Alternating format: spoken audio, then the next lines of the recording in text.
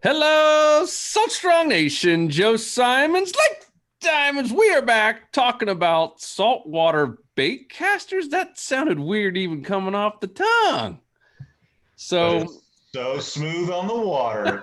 so Mark and I guess this was 2 weeks ago, did a podcast slash video like this, just talking about all the new spinning reels coming out for 2021.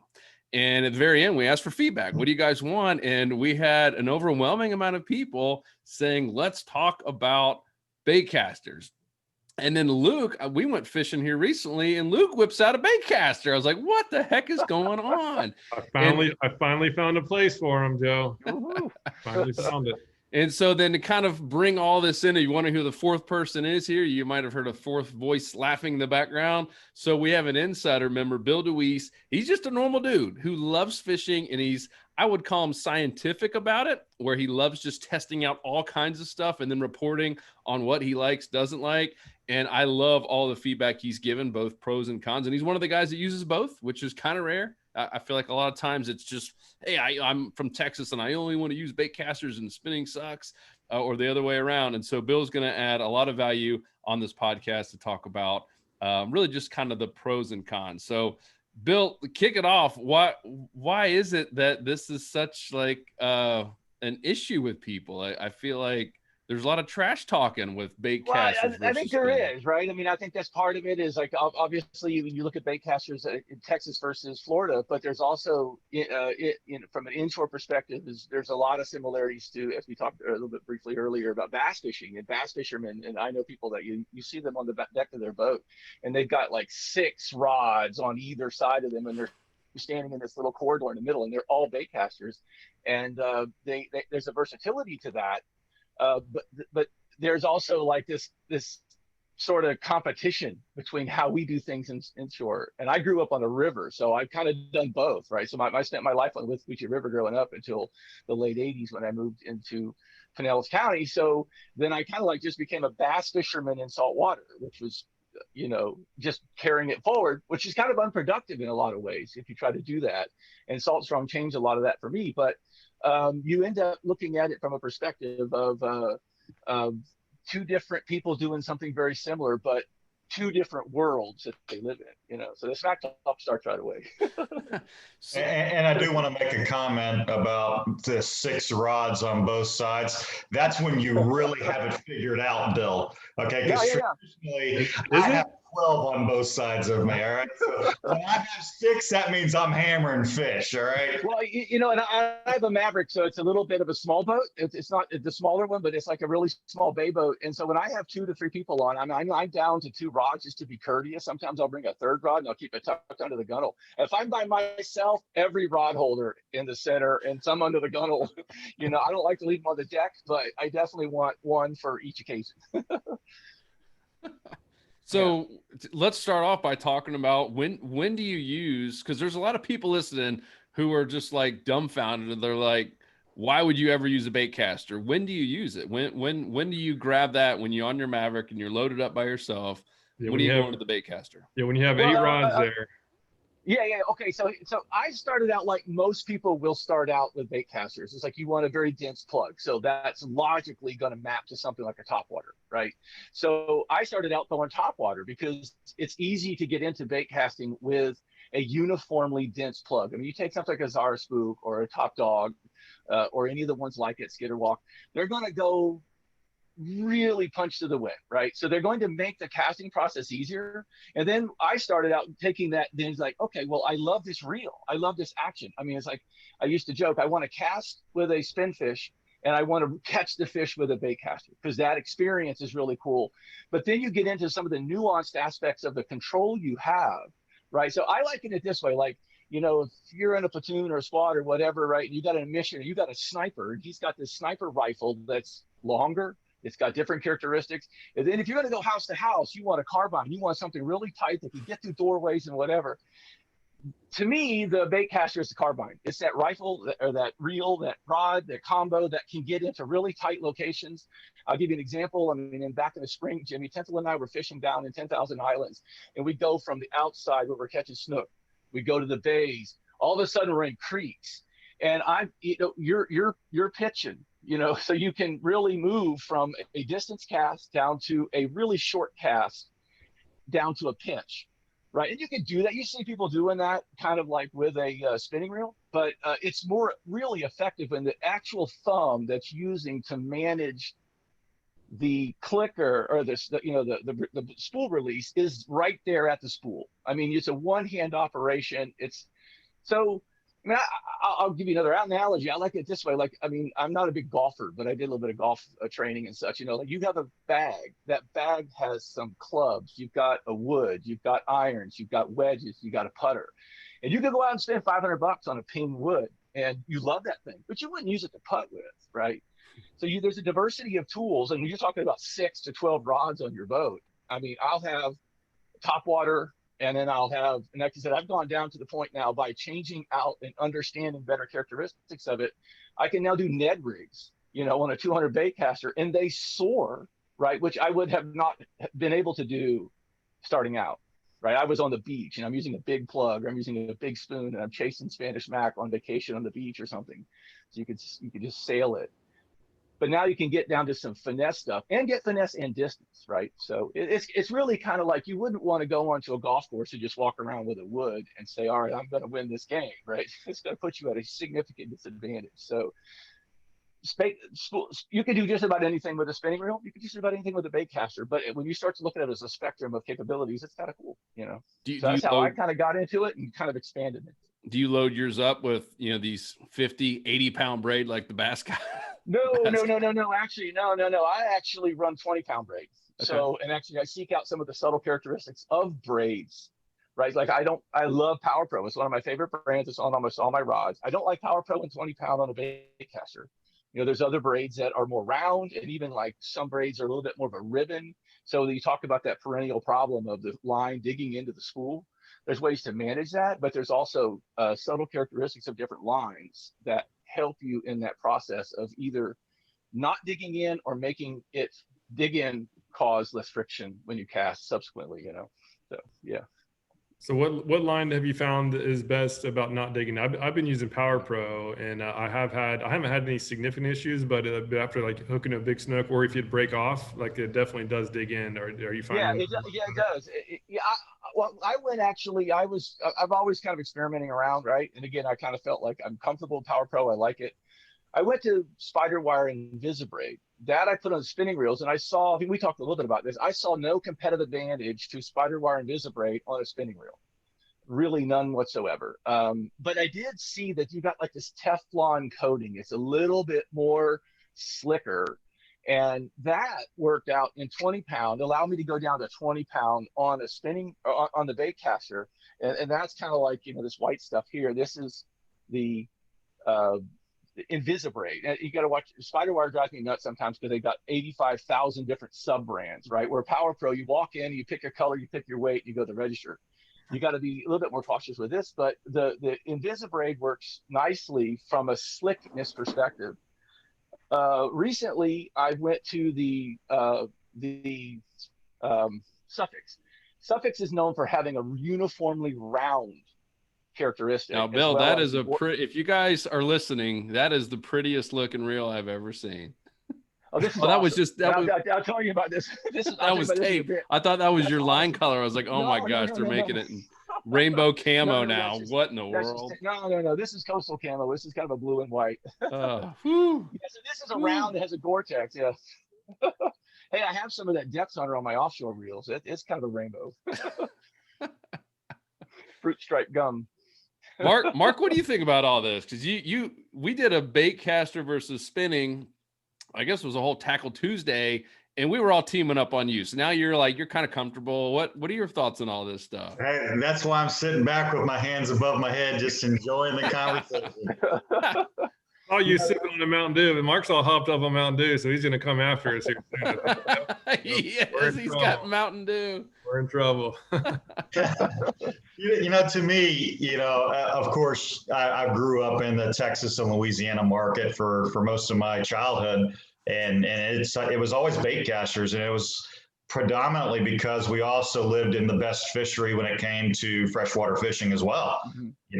Texas is known for it, and if, the simplicity of what Salt Strong teaches is how to use one product in multiple venues, in multiple applications. And that was the bait casting market back home. You could use the bait casters in saltwater and freshwater and perform extremely well.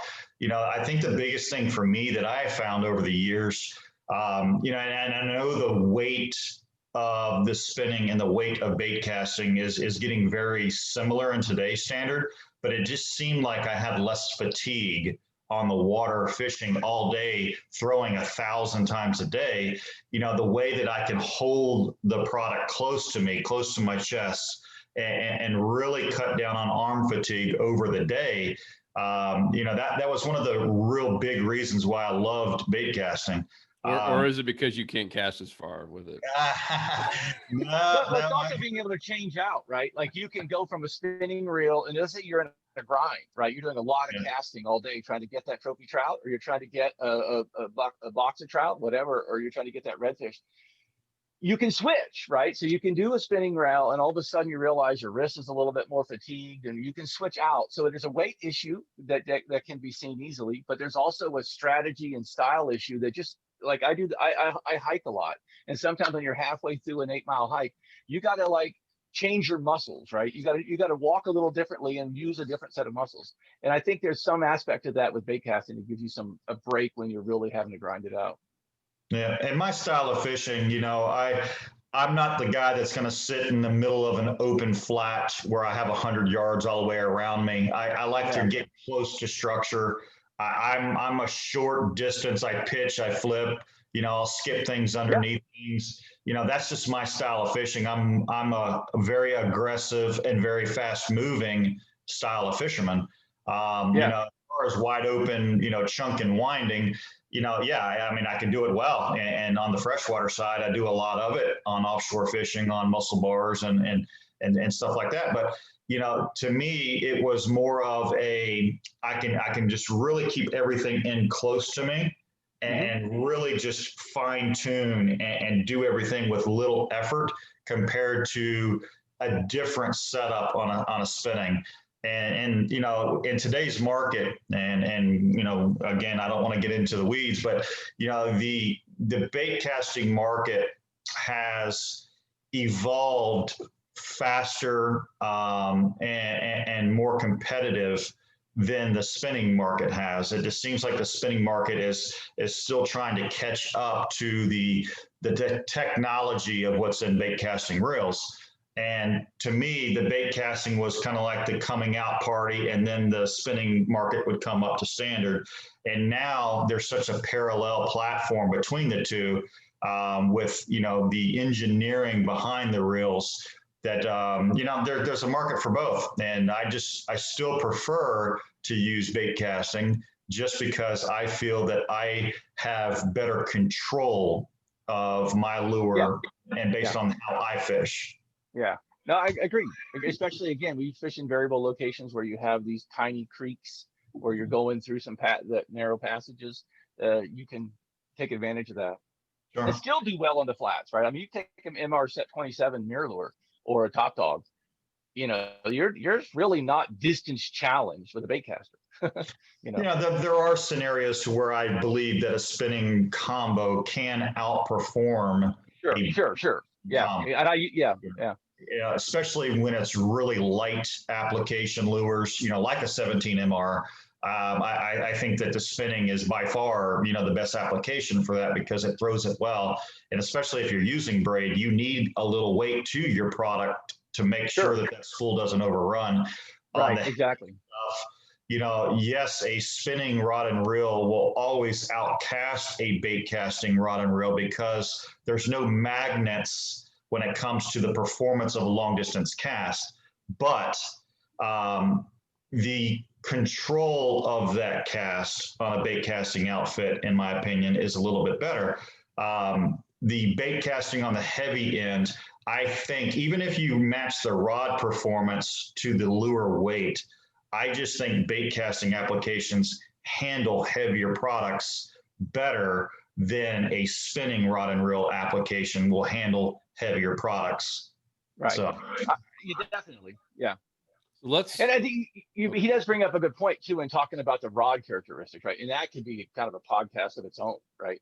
But you got like with 5 characteristics, right? You got the length, you got the power, you got the speed, you got the line weight, you got the lure weight. And the lure weight is something like I ignored for ages because in spinning you really don't like you don't care as much about it unless you get into some really high performance kind of casting, then all of a sudden it becomes important. But for your garden variety angler, it doesn't really matter as much unless you're trying to sling some big heavy weight at the beach, and you're trying to do it with a 3000 series rod and it's bent over as you're holding it, you got a problem, right? But for the most part, when you get into now matching that lure to that lure weight, that was a key thing for me, and going down the line to where you're getting an extraordinarily effective cast out of a Ned rig with a total terminal weight of a ½ ounce, right? Then all of a sudden you start looking at that weight range and get in that sweet spot, and it makes every bit of difference. So, yeah.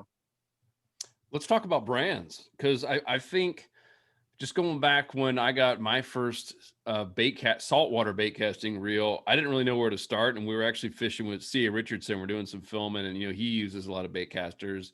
And he's like, just go with Daiwa. And I did. I got the this is still have the old box, the Coastal TWS 200 HS for you guys listening. What do you guys, what's a good brand, or what, like, where do you even start if you're a spinning guy or gal and you're like, all right, I want to give this a shot, but there's so many different options out there? I'll take that reel if you're no longer using it. No, I use it. It's no, I'm just messing with you. Yeah, no, I would say this. I mean, I think it's like anything else, right? You don't want to go too cheap and get into quality issues, but or like a designed in Cupertino, made somewhere else, right? You don't want a great design that's implemented poorly. If they don't have good quality control, you're going to end up with a product that's going to frustrate you or not provide you what you need to overcome the challenges or the mechanisms that are different for bait casting, right? So for me, I think there are some fantastic reels in the $100 to $150 price range. So there's really like the Shimano SLX. I don't do Shimano. I had a Shimano. I love Shimano. I actually got into lures. So 2 of mine are lures. And then that reel you had in your hand, I got the chance to play with one at Sodium up in Crystal River. And I'm like, oh, this is going to be my next reel. And I needed to bring another reel online, and I wanted a baitcaster. And I said, okay, I want this one, or I want a loose tournament, because you're now looking at a $250 reel, right? And I went from this one, which is the Lose Speed Spool LFS Inshore. This is my first and oldest. This is a fantastic reel. And it's like a $130 reel, but it has some of the basic, it's an inshore. So I think that really means that it's got a little bit more drag. I think this one, the early ones were 14-pound drag, which is more than sufficient, but a little bit more than the classical 10-pound drag ranges that you got. And it has a little bit better drainage and a few other things. This is like 140 when I bought it. I think it's down to 130 now, because they then came out with one that's really a sophisticated reel, really nice. This is the Lose Custom Inshore. This is a really nice reel, but this is $199. So it started going up the chain. I'm like, okay, well, yeah, makes sense. I'll go up and I'll get myself a $250 one. But I had an issue with that one that surprised me that I would have. Usually it's very easy to tear down a bait caster. That's one of the nice things about it, is you can tear it down, you can clean it, you can lube it and put it back together in 10 minutes. And all you need is a bottle of cleanse oil or whatever equivalent, and you're done. And so what I ended up doing was kind of like questioning moving up the chain, and said, okay, I want to move down the chain a little bit and see what there is, right? And I ended up this Quantum Acuras S3. This is a fantastic reel. This is like all of these. I mean, you're looking at, this is a $99 reel, and it is it's actually a fantastic reel.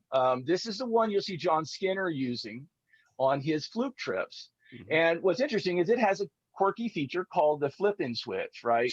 So instead of just a casting reel and you push the button and cast, now when you push the button and hold it, it's free. So if you're trying to hold bottom with a jig, it's really easy to pay out another 12 inches of line if the bottom contour changes, right? So, and I actually exchanged a message with him. He doesn't know me from Adam, but I exchanged a message with him about it when I was considering it.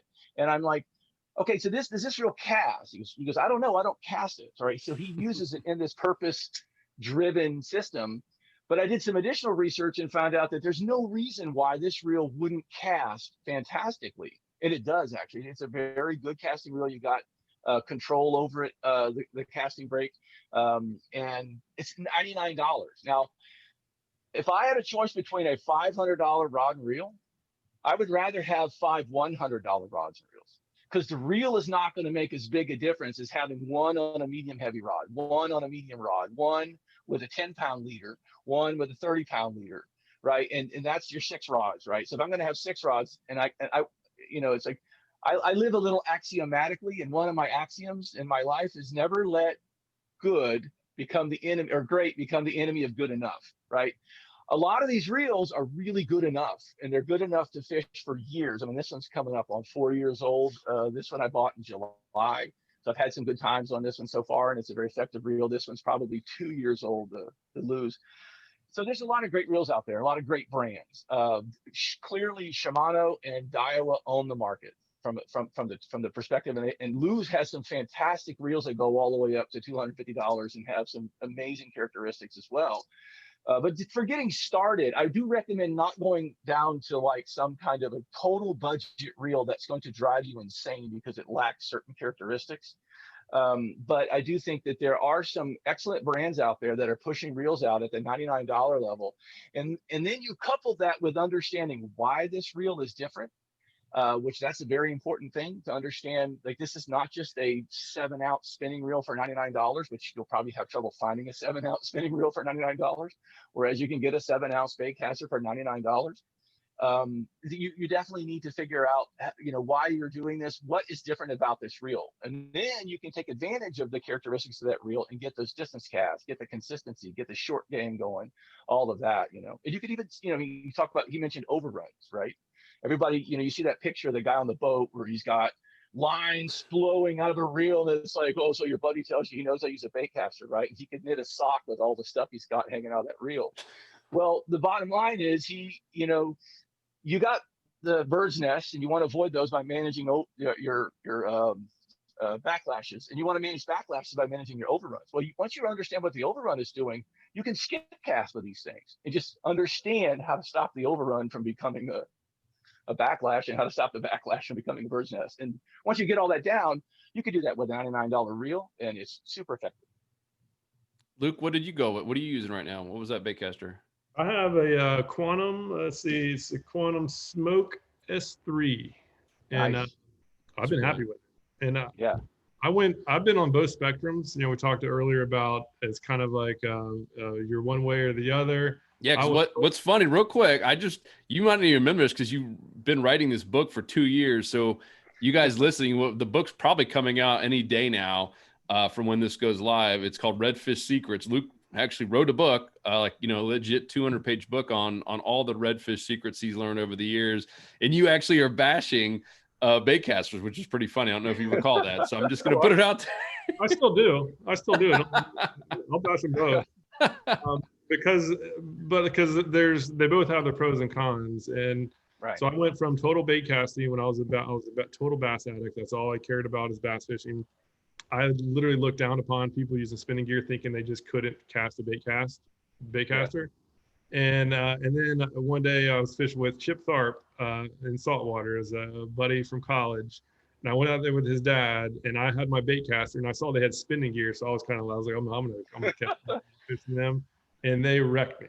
They totally owned me because we were using little white bait with no weights, free lining, and that's what the fish were hitting. And I couldn't cast it 20 feet, and I looked like a total chump in front of these guys. I just met his dad, and looked like a total chump. And I remember I was so mad, and I was just like, oh my gosh! And they were using these little small spinning reels with 10-pound braid, and they were catching more and bigger fish than me, and it drove me crazy. So then I was like, okay, I wasn't letting that happen again. So I was like, I'll have to get one.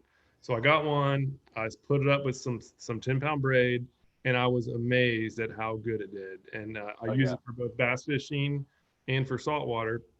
And then I went to the complete opposite, where I only use spinning. I totally bashed bait casting because spinning is very versatile. You can cast further with light line, with light braid. In a long rod, you can sling these lures even the heavy ones. Like I even use it for top water. Oh yeah. Because you can sling it. There's no backlashes. You can skip better without backlashes. However, I've more recently started using baitcast again. And the situation where I think baitcast is an easy decision to do it and spinning is not, is when fishing docks. I've been fishing docks a lot lately, testing out these shrimp lures. These big fish have been crushing them, and I've been getting owned with spinning tackle with 10-pound braid. And when you put heavier braid on spinning tackle, your casting performance plummets. Yeah. And when you put heavier braid on baitcaster, no change at all. If not, it might even get better. So I put a 10-pound braid on baitcaster and I hated it. I did 20 and I'm now using 30. I really can't tell a difference. So you got 30 on there now? I have 30 on it now, and I'm losing way less fish than I ever did before. In fishing docks, I can now cast heavier jigs, and I can have more power to pull the fish out, more abrasion resistance when they get wrapped around a piling, and the retrieve speed is quicker, so that I'm fishing a piling. All the strikes happen within 5 feet of the piling, and so as soon as I'm out, the retrieve speed is faster, so I can reel the lure in faster and get another cast out quicker. So. Yeah. It's in my opinion, it's an easy decision to do bait casting. But if I'm on the open flats where structure is not a problem, even if I hook into a big red, a big bull red, or big snook, they're not going to get me wrapped around. I can use 10-pound braid and I can sling it effortlessly. Then spinning is an easy decision in that case. And then like everything in between is kind of like an either or, in my opinion. Yeah, I think it gets back to that golf bag approach. Exactly. Yeah. So they have the two spectrums, but you can do spinning tackle with heavier line if you really want to. It's just going to be tougher, and you can do bait cast with really light lures in open water if you want to, but it's just going to be tougher. So there's no right or wrong. It's really just a preference thing. And even on the Mark, you were mentioning about getting tired after a while. I think that's more about muscle memory, because I find myself getting worn out faster when I'm using the bait cast, because I've been 30 plus years or whatever of all spinning tackle. So a lot of it's just what you're used to. And I love your thought, Bill, where you're talking about casting all day, switching from one to the other. That's totally true, because they're totally different. Yeah. Totally different muscle memories. Yeah. So that's what I've been doing too. But yeah, so I'm no longer totally bashing baitcast. Yeah, you're bashing both. Yeah, I'm bashing both, and it's all situational. And I think that's just with everything, even with lures, right? It's very rare that like one lure or one rod or one reel is always going to be the answer. It's really about the situation, and the key is to match it to the right situation. Yep. Mark, what are your thoughts? Because I know you worked in a very busy tackle retail store for a long time. You got to see what was being purchased. You got to see what was getting returned with issues. What are your thoughts on brands? I would say that there are 5 major players in the bait casting industry when it comes to crossover reels. As Bill mentioned, Daiwa, Shimano, but I would say Quantum, Luz, and 13 Fishing are probably the remaining 3 that have a pretty large segment into that industry. I can take the bias out of things because I understand from the manufacturing level what goes into a quote unquote inshore bait casting product. And most people don't realize this, and I don't know that even Bill, being on the quantum side, on the semi-professional level of bass fishing, I, of course, was told and helped understand what makes a saltwater bait caster. And what most people don't realize that saltwater bait casters and inshore bait casters, the only thing that makes them that is the paint protection on the external part of the reel. Yeah. So when someone says I'm using an inshore bait caster, it really has to do with the corrosion protection on the outside of the reel. On internal components, matter of fact, Bill, the one that he held up on the Quantum Acuras, I know the people that designed that reel. I mean, I know them personally. And that particular reel, was Quantum's answer to the $100 market on the freshwater side. Well, how do I make this a crossover reel? Let me, make a couple of tweaks and give it a Salt Guard 2.0 protection. And now I have the corrosion protection. But internally on his Quantum reel, it has the same PT gears. It has the same PT bearings. It has all the same internal components. So really, I want people to understand the differences between the two are an external corrosion paint, okay, Right. which is huge. You know, one thing about your reel, Joe, that you held up being the coastal on the Daiwa, a unique thing about Daiwa is the more that you see them getting into the saltwater side of not only bait casting, but also their spinning, they change to a CRBB bearing, which is the corrosion resistant ball bearing, you know, the bearings inside the reels. So that is kind of their answer to, I'm going to give you a longer lasting ball bearing internally that will last 10 to 12 times longer than your standard ball bearing would be in a freshwater environment. So they have shielded protections on their bearing, but even Daiwa, who's known on the spinning market to be a mag sealed component on the spinning, they don't have mag sealed components for bait casting. So that's kind of a little bit of lag. And I know that kind of contradicts what I said a little earlier, that bait casting market has always been the achieve market standard, but that's kind of now where they're below the standard on the spinning market. On Daiwa's point of view is they have all of that engineering into the spinning now with the mag seal components. So until you do one of two things in the bait casting market to truly make it a saltwater reel is you're going to have to educate the customer base to say you're going to either have to deal with noise to where I can give you a ceramic bearing system because ceramic bearings are louder. So it's either you understand that, yes, it's louder than what you're used to, but now you truly have a saltwater setup, or B, have to find a way to engineer mag seal components, because bait casting reels on the engineering side allow more water to infiltrate the inner parts of a reel, because they have wiffled spools, because they have worm gears that are external and exposed, because they have, in Bill's case, a flipping switch, which will allow water to get in through. It's another intrusion point. You know, so until they make the standard say, I'm either going to go ceramic or I'm going to find a way to seal something, that is a disadvantage, in my opinion, to the spinning market on the engineering side. To answer your question quickly, you know, what did I see most come back? Again, it was more so based on we sold things 90% of the time in one or two classifications. So of course we saw more of two things come back because we sold mostly those two items coming back. So the Daiwa, you know, coastal stuff and the quantum coastal stuff, being an Acuras inshore, or even the smoke that I use and that Luke is using, you know, those reels came back for repair the most because they were 90% of our sales. So I can understand that. So, you know, there's a lot of engineering differences that consumers really don't understand too well on the bait casting market on saltwater preference. Yeah. Talk about cleaning them then. How do you clean yours, Bill? And I'm hearing what you're saying.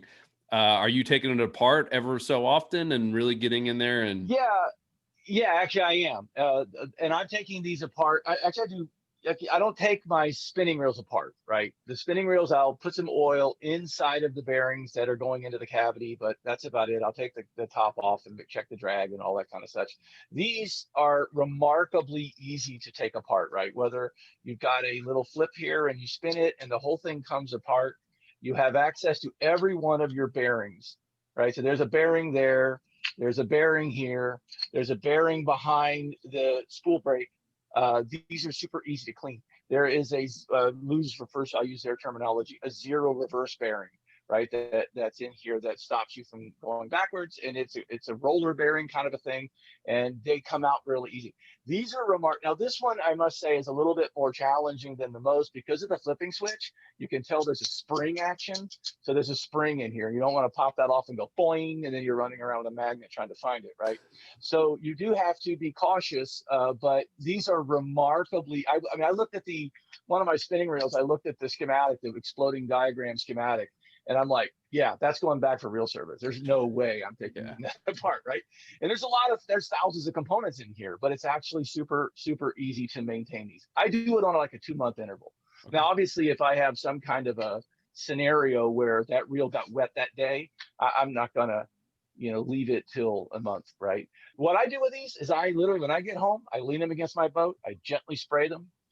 If it's a spinning reel, I'll give it a tap on the bottom of the rod to bounce all the water down and out. If it's a bait casting reel, I'm going to give a tap underneath the reel seat, bounce all the water away. And I set it in my garage. 24 hours later, I come back, I lube the worm gear and spin it. And that's about it. Now, one of the things I would say, and he's talking about technology, there is a bit of a bearing war, right? There's an arms race in these, and it's all about bearing. You'll see a 6 bearing reel, an 8 bearing reel, a 10 bearing reel. I would, before you buy a reel, you can almost, for almost every brand, you can click on a link and download the PDF of the exploded diagram. Check out where those bearings are, right? Just do yourself a favor and check out where the bearings are. Because a 6 bearing reel, the bearings are probably all in the reel. And that's good, but you don't need that many bearings to get that spool to fly. So the bearings are doing other things. An 8 bearing reel, you'll see bearings here on the base of the paddle sometimes. A 10 bearing reel, you'll see a bearing here and a bearing here. This is a 10 bearing reel, and it's going to have a bearing here and a bearing here. This reel is old as dirt. This is bushings. It runs smoothly. This is not going to get in the way if you're catching a fish, right? And if it does, you throw it away and get a new one. When I got this reel, this is the LFS inshore. It's got bearings here and here. I did not know they existed. I just thought I had a paddle. These seized on me, and they were corroded so badly because I never took care of them. I didn't know they existed. So graciously, Lou sent me a whole new assembly and for free, and I started over again. Now I take care of these bearings, right? So you have to find out where your bearings are for sure, right? And the moving parts, and take care of them. I don't take the actual gear assembly apart, but maybe annually, unless again, I dunk a reel, if that unfortunately happens. But I take these out, I will flush the bearings as best I can, usually with surplus oil, or I will flush them sometimes, even, coming from skateboarding as a kid and my kids having skateboards, I actually made a bearing cleaner system out of a little pill bottle that you can make, and you can really agitate the bearings with a solvent. But most of the time, if you're on top of the game with your reel maintenance, you don't have to do that. You're really just flushing them out, making sure that they're smooth. But sometimes, I have a spinning reel. I got this is a Daiwa Fuego LT, right? This is my example of a reel, $100 reel, class reel. That is just a rinse and go. I've never done anything with this reel except for a little bit of jot of oil here and here. It's a rinse and go reel. It's a disposable reel. I have another reel that I send back for reel service every couple of years.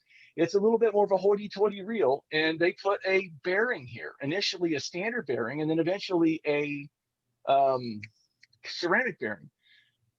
This is putting a bearing in harm's way, right? This bearing is far more exposed to salt and elements every single day you go fishing. And the same is true with the paddles if you have bearings in them. So you got to look at the exploded diagram, and it's not complex at all. These are very simple to put a pick in there, pull that out, get to the screw, take it off, clean the bearings, put them back, lube them, and put them back. But in all honesty, the Daiwa Fuego, that is a bushing. A plastic bushing, a Delrin or Teflon, whatever. It never goes bad. It never makes a lick of noise. So sometimes this bearing war isn't to your advantage. So check the exploded diagram, and if you see a 10 bearing reel, go, where are the bearings, and how are they helping? Right? Are they just helping this reel look better than the competitor because it's got 10 instead of 8? Yeah, that's good.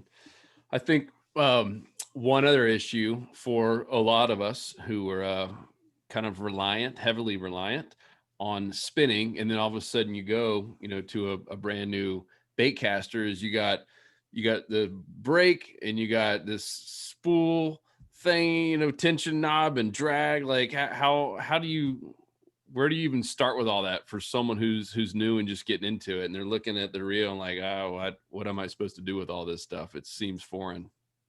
Well, actually, I brought something for that. This is a knife, right? This is a fillet knife or a meat slicing knife, right? So this is analogous because it fits in the TV screen here, right? It's analogous to a rod. You're going to backcast, you're going to load that rod, and when you go forward, you're going to doubly load that rod. And when you pop that rod to a stop, all that energy is going somewhere, right? The unloading of the rod. You have to ask yourself, where's that energy going? Fly fishing, we're fly casting. We're not fly casting, we're casting the line. The energy is dumped into the line, right? All the lines around our ankle, we do it right, all the line goes down and the fly is just along for the ride. Spinning reels, where's that energy going when that releases, right? That energy is going into the bait. The bait, the lure, the whatever is flying, and the reel is just open, going, take whatever you want. You know, that's why we like 8-pound test line, or braid. That's why we like 10-pound test braid. We want something supple, small, easy to go through the guides, because you just literally want no resistance to that bait. And so you're literally bait casting when you're casting a spinning reel. So that's kind of, no, don't go into Bass Pro Shop and ask for a bait casting spinning reel, or tell them I sent you. But if you look at this again and you do it in a bait caster, where is that energy going? Take a second to think about it. It's actually going two places. It's going into the bait, but then immediately it's going into the spool. Bait casting is spool casting. And Mark alluded to it. When you do that cast and you get that bait going, it dumps the energy into the spool. It's like a can of silly string. You have to keep up with it. You have to pay out that line, right? So that's where that comes from. And another analogy is like looking at a basketball. You're at a basketball game. A guy's gonna make a 3-point shot, right? He's gonna make the shot. It's gonna leave his hand. It's gonna go up to an apex, and it's gonna go down to the rim.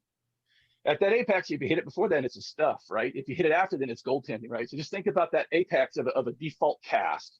We actually want to avoid that kind of cast, by the way, with a baitcaster. But if you look at that cast, if you are suffering backlashes or overruns in the first half of that cast, it is your casting break, right? Because you've overexcited that reel. The can of silly string is on full blast. The line's heading out. The lure has to keep up with it. You have to stop that reel from being overexcited. You either are adding, in this case, I'll give you, this is probably the most extraordinary case, so I'll take it apart and show you. But the second half of that cast, coming from the apex down to the rim of the basket, that is now the charge of your spool break. That's actually pretty easy. When you first get a reel and you put a lure on it and you just sit there in your living room or on your dock or on your boat, whatever, just press the button, let the lure fall from the reel tip to the ground.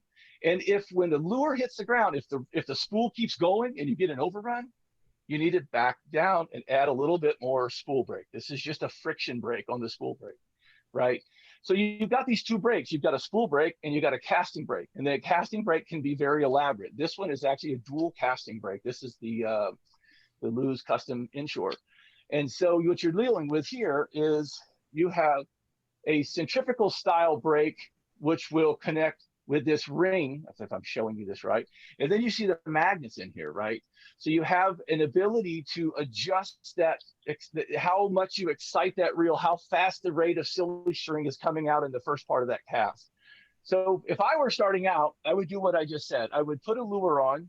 I would drop that lure from the rod tip.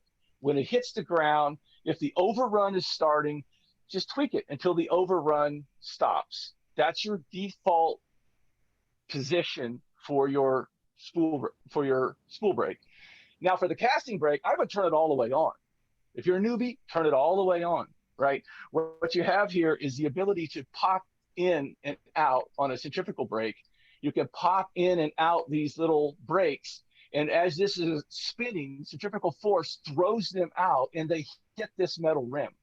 So as this overspins, you apply more pressure through centrifugal force to this metal rim, all right? And you'll see that in some of the other reels as well. Or you have an electromagnetic break, which is interacting with the metal spool, and these two fields fight one another, kind of like electro brakes on a train, and they will arrest the tendency for that reel just to explode with just silly string, throwing out line, and your lure not keeping up. So I would turn the mag brake all the way on and start casting and back it down until your stroke. And that's another aspect of this, that you want an even stroke when you're casting. You don't want to have an erratic. I mean, when I started out fishing with, say, 3 to 4 spinning reels, and I started out with one bait caster. That's kind of tricky because you're just slinging baits all day long and you pick up a bait caster, and if you do this wild erratic cast, A, you don't need to do it, and B, it can cause disaster, right? Because now you're going to overexcite that spool. So when you change out baits, you make some tiny adjustments. When you go from casting a baitcaster to pitching, right? I'm going to go over here and turn this brake all the way off. I'm going to reach down here and I'm going to grab this and I'm going to spin my spool brake all the way off till my spool is literally loose. So this brake off, this on. It's a real quick thing you do in almost an instant. And now you can pitch and get a pitch 2 boat lengths away from you. So, and then you go back to casting, you bring this back up to your number and you tighten that back up and you're good to go. So there's some aspects of it. Once you understand that you're really casting the spool, that's the key, right? Then all of a sudden you realize, oh, now I get what I got to do here and I get what I got to do here. And so you understand it from the concept of that arc cast and there being an apex and one brake is handling one aspect of it and the other brake is handling the other aspect of it. But as I mentioned, you also want to avoid that cast, right? Because you avoid that cast because you're actually causing, when you hit that apex and start going down, gravity's working on that reel, that lure, the weight's slowing down, the pace is slowing down.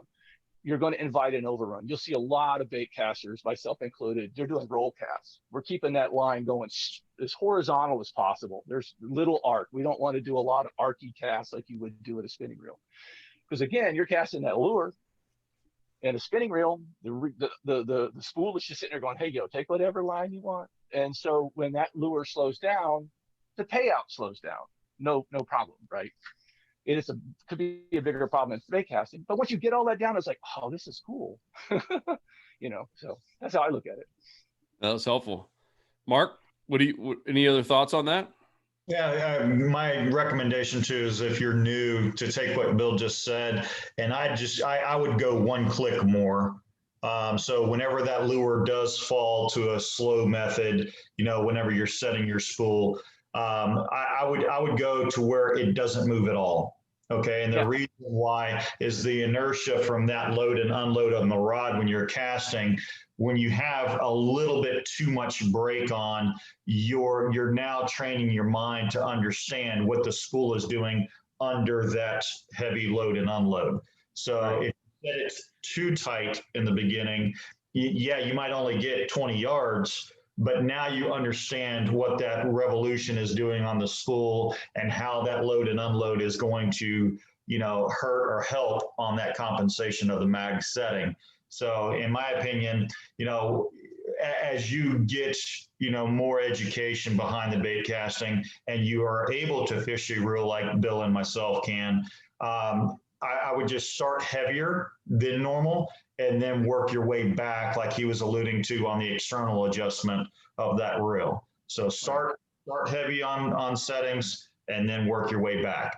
Another thing that Bill mentioned, with the external adjustments, how often does Luke or anyone go out there and, it's real calm in the morning and then boom, 10 o'clock hits and now the wind's coming. Okay. And that's another beauty behind the bait casting market is those external adjustments are also wind and, climate adjustments, that can happen on the ready as well. So not only are they based on lure weight and solving that issue, but it's also the climate change as well with the wind and everything. And I see we're getting low on time. It's going to happen to everybody who uses one. Talking about a backlash, bird's nest, whatever you want to call it.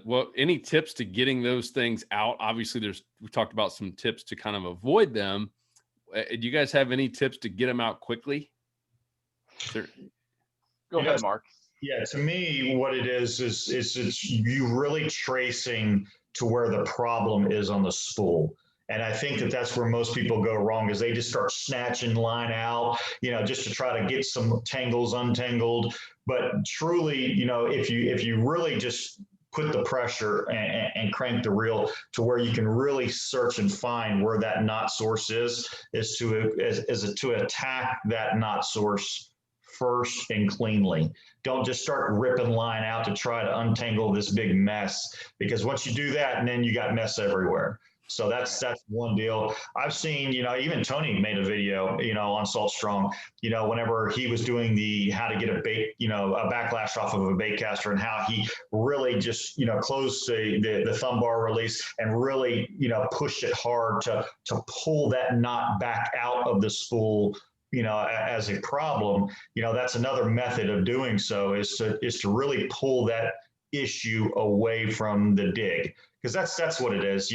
If you can imagine that slow speed, here's the first guide of your rod. I don't know if you've ever seen a cast in slow motion, but on a bait casting, when it's going towards the first guide, it actually has a natural bow coming off of the bait cast reel. So it's actually creating a friction point at that first guide. It's not a lineal approach off of your reel.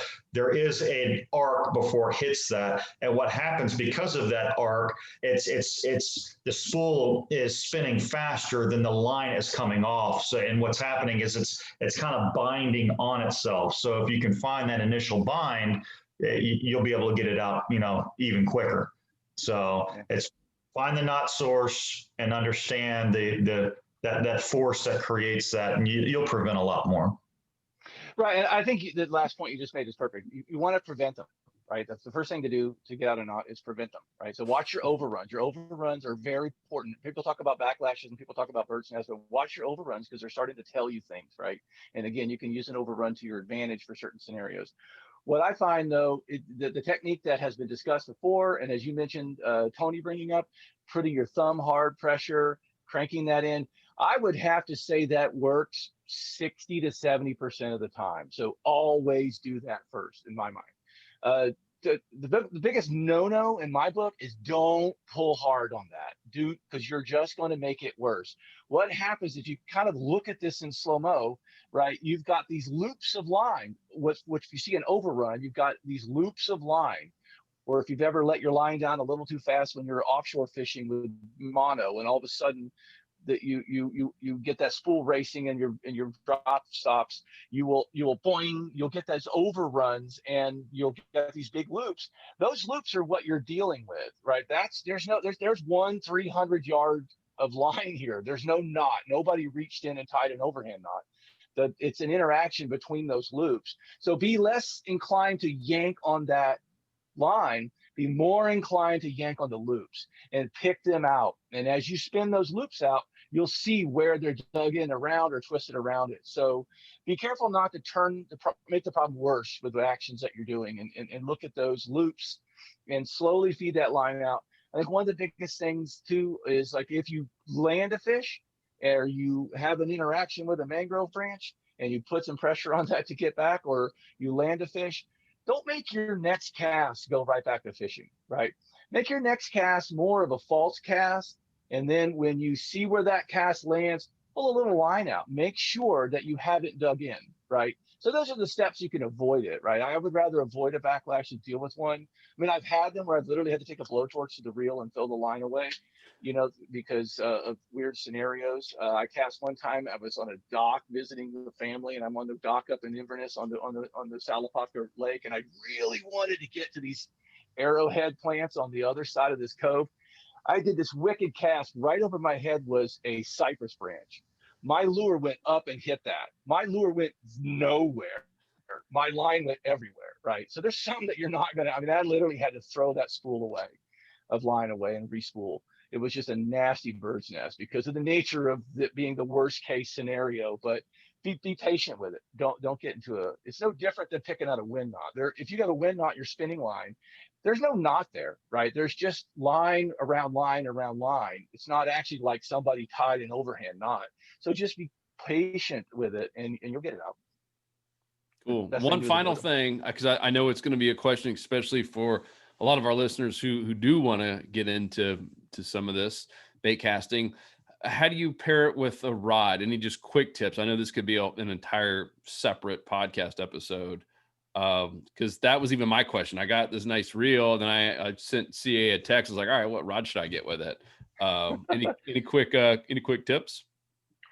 For me, my quick tips, look for rods that are going to match the conditions that you're after. I mean, I've all over the place now. I've kind of changed. I was a kayak fisherman initially, sitting on my butt in a kayak. And so I loved a 7.5 foot rod, and I love mediums, and I love medium fast. And I would have one medium heavy in case I want to tangle with a bigger fish like a cobia, or if I get around something like that.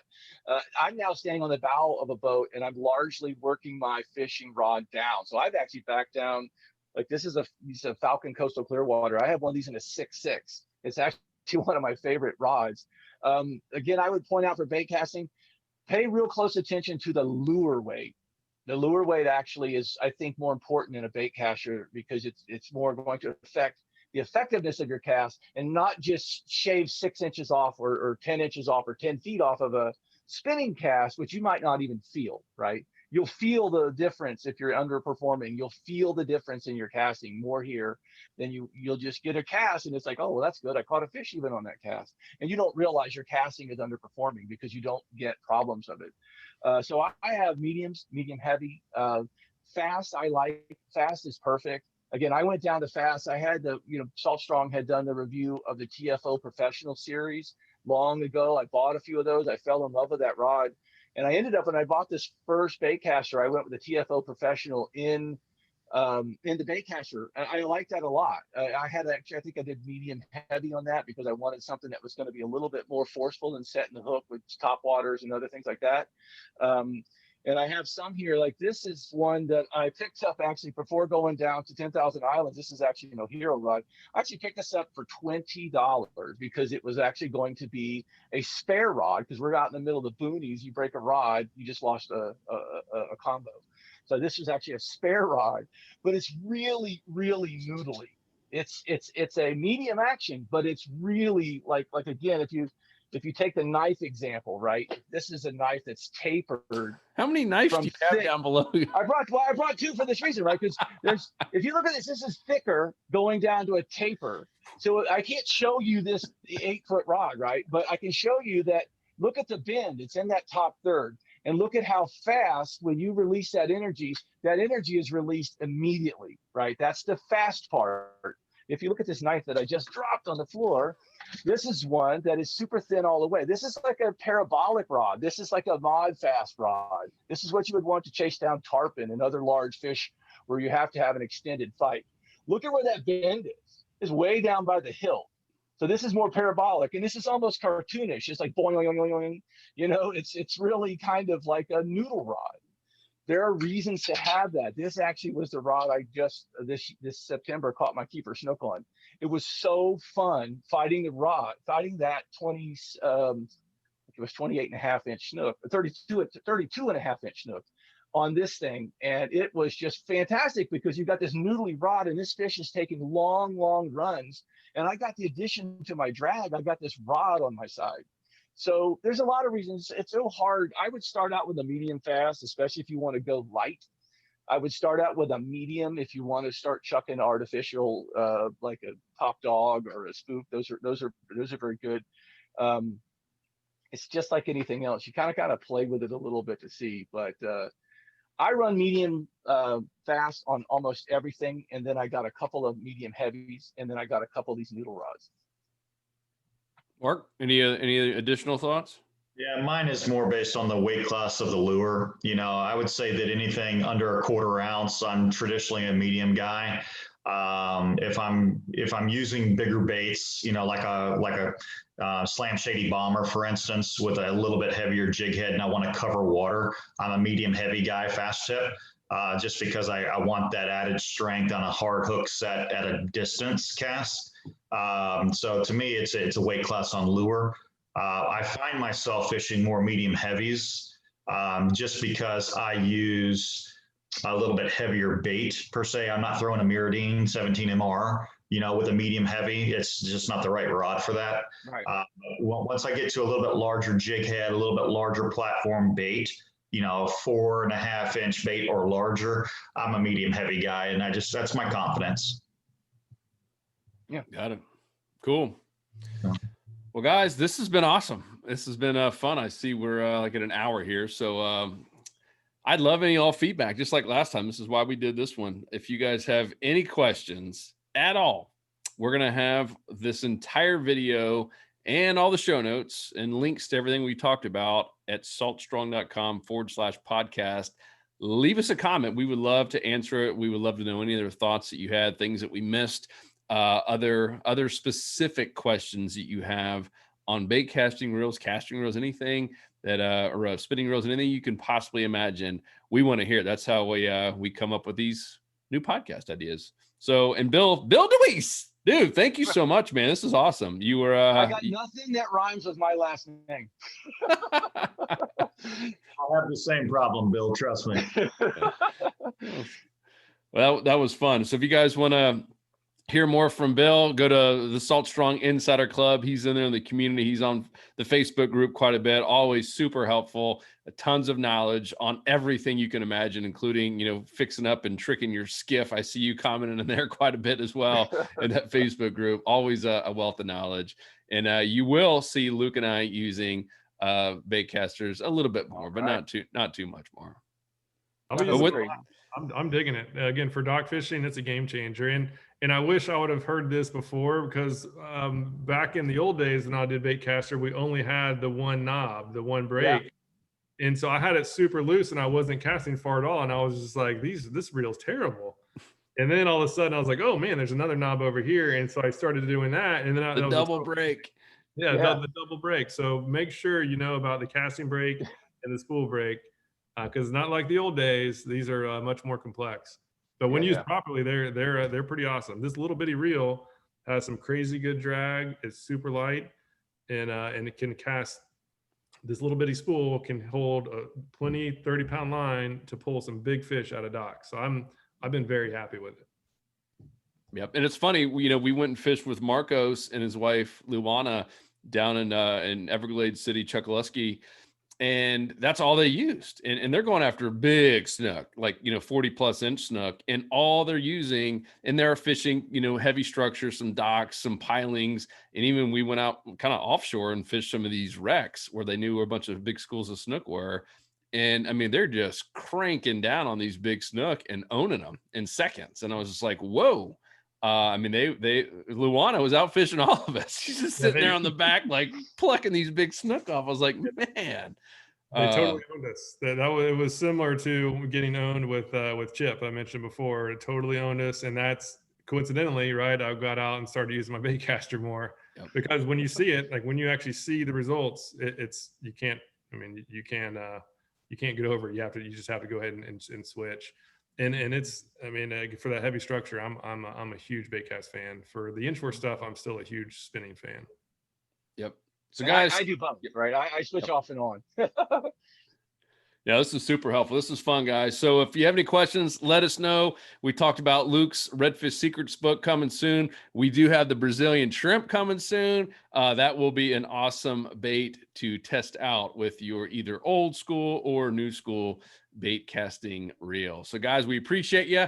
We love you. We appreciate everything and all the support, and we love questions. So please do, whether you're watching this on the YouTube or listening on iTunes, Stitcher, Spotify, leave us a question. We'd love to hear from you. And of course, subscribe and leave us a review as well. It helps out big time. Otherwise, we are out. Bill, Mark, Luke, thank you guys. Peace.